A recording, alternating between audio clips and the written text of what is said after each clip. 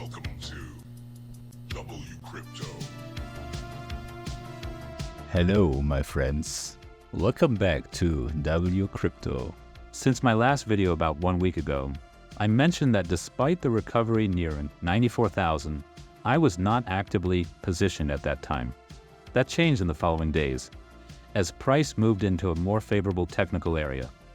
I entered around 91.5 thousand, and since then price has moved higher, trading between 95 and 96,000 at today's highs.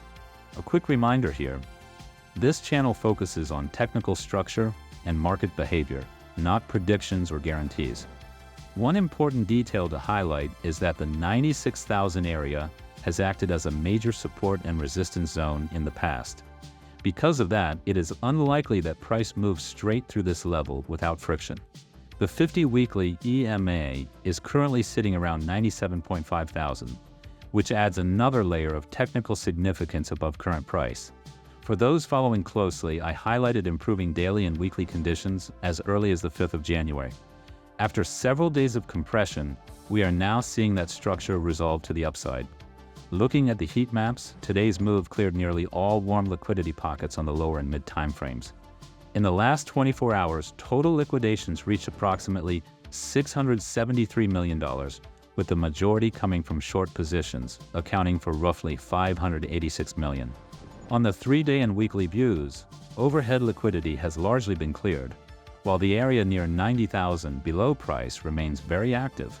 Could price revisit 90,000? From a technical perspective, it is possible.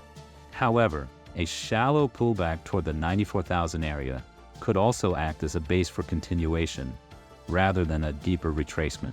On the 3-month heat map, the only notable remaining pocket sits near 97.5 thousand, aligning closely with the 50-weekly EMA. On the institutional side, spot ETF flows have remained negative throughout most of the past week, totaling approximately $1.378 billion in outflows. The exception was the 12th, which recorded an inflow of about $116.7 million. Data for today, the 13th, is still pending at the time of recording.